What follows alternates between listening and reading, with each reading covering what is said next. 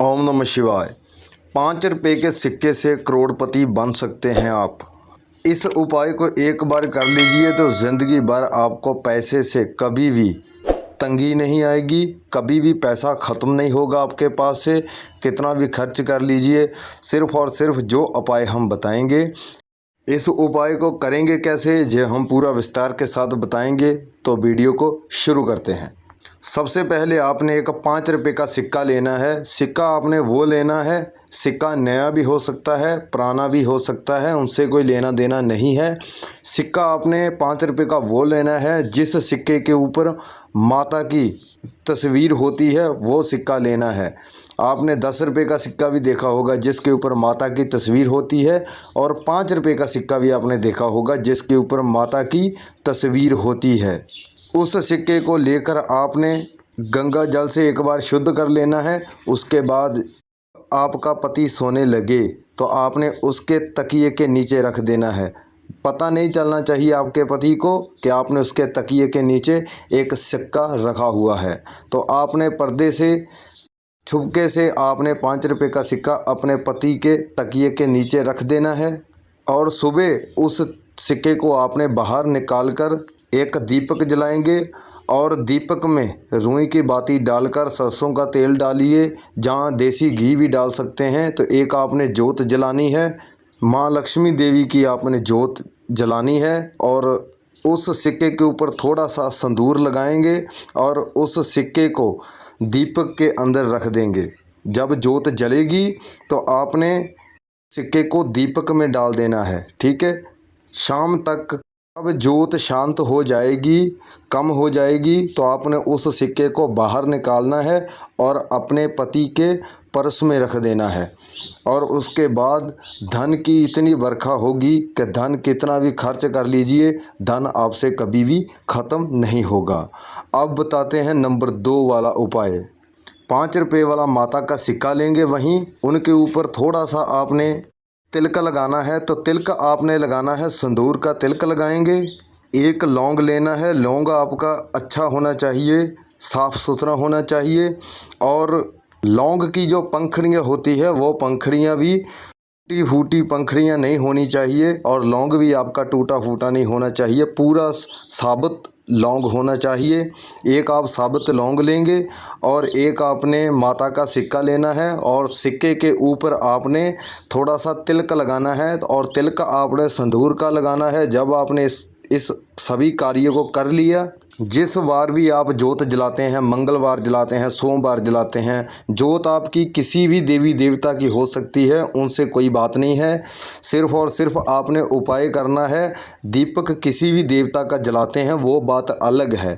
तो जब आप दीपक जलाएंगे तो वो आपने जो आपका एक सिक्का है उसको भी आपने दीपक में डाल देना है, साथ ही जो आपका लौंग है उसको भी आपने साथ में ही दीपक में डाल देना है। दोनों चीज़ों को आपने दीपक में डाल देना है। 5 मंगलवार आपने उनको दीपक में डालकर जलाना है दीपक को। उसके बाद आप जिसको भी चाहें वश में कर सकते हैं। तो उनको वश में कैसे करेंगे? जो आपके पास सिक्का बचा हुआ है, जिसके ऊपर आपने वो पूरा उपाय किया है, उस सिक्के को आपने हाथ में पकड़ना है, और जिस आदमी को भी वश में करना है उसको थोड़ा सा सिक्का आपने कहीं भी लगा देना है। उसके शरीर के ऊपर कहीं भी टच कर दीजिए, हाथ पे कर दीजिए, बाहू पे कर दीजिए, मुंह पे कर दीजिए, शरीर पे कहीं भी मांस के साथ आपने उनको टच करना है। शरीर के साथ, हाथ के साथ टच करेंगे, वो आपके वश में होना स्टार्ट हो जाएगा। आप जो बोलेंगे वही करेगा, ठीक है। ये हो गया दूसरा उपाय। अब तीसरा उपाय भी बता देते हैं इनका क्या है। ये तो बहुत ही पावरफुल है। इसी देवी के सिक्के को आपने फिर से ऐसे ही आपने जोत में रखना है। जब आप अखंड दीप जलाएंगे, जहाँ आप दूसरा दीपक जलाएंगे, तो आपने ऐसे ही जैसे आपने पहले किया है वैसे ही इस बार भी आपने करना है। सिर्फ आगे उपाय थोड़ा सा चेंज होगा। वो कैसे चेंज होगा? जब आपका सिक्का पूरे 5 बार, 5 मंगलवार तक आपने उस दीपक में जब उस सिक्के को रखा है, साथ में लौंग को रखा है, तो उनको जब आपके वार पूरे हो जाएंगे, दिन आपके पूरे हो जाएंगे तो आपने उस सिक्के को पकड़कर किसी लाल कपड़े में लपेट देना है। कपड़े में लपेट कर जो आपका बाहर वाला गेट है, मेन गेट है, बाहर वाला जो आपका दरवाज़ा है, बाहर वाला बड़ा दरवाज़ा जिससे आप आते हो जाते हो, उस दरवाजे की साइड में आपने इसको बांध देना है। तो कोई भी नेगेटिव शक्ति आपके घर में नहीं घुस पाएगी। अगर कोई जादू टूना करेगा तो वो भी नहीं चलेगा। अगर मान लीजिए बाहर आपके ऊपर किसी ने काला जादू कर दिया है, तो जब आप अपने घर में आएंगे, जब अपना दरवाज़ा घर में आने लगेंगे, तो तभी जो आपके ऊपर जादू किया हुआ है वो तभी ही ख़त्म हो जाएगा। इतनी पावर है इस उपाय में। अब चौथा उपाय भी हम आपको साथ ही साथ बता देते हैं। ये चौथा उपाय करने के लिए कोई हमें अलग से काम नहीं करना, बस वही काम जो हम कर रहे हैं उनसे ही ये काम हमारा ये भी बन जाएगा। तो कैसे बनेगा? जब आप दीपक जलाएंगे तो अगर देखिए आप देवी देवता को मानते हैं तो तिलक तो आप लगाते ही होंगे, ठीक है। तो तिलक आपने बनाया ही होगा घर पे। तो आपने क्या करना है कि जो दीपक में फूल बनता है, जहाँ अखंड ज्योत में आपका फूल बनता है, जहाँ दीपक जलाते हैं वहाँ पे फूल बनता है, तो उस फूल को जब आपका फूल बनता है, जब आपकी शांत ज्योत शांत हो जाती है, ज्योत से अग्नि ख़त्म हो जाती है, तो आपने उस फूल को तोड़कर उसी तिलक में डाल देना है। जो तिलक आप लगाते हो करते हो उसी तिलक में उस फूल को डाल देना है। ज्योत से अलग से करेंगे और उनको तिलक में डाल देंगे।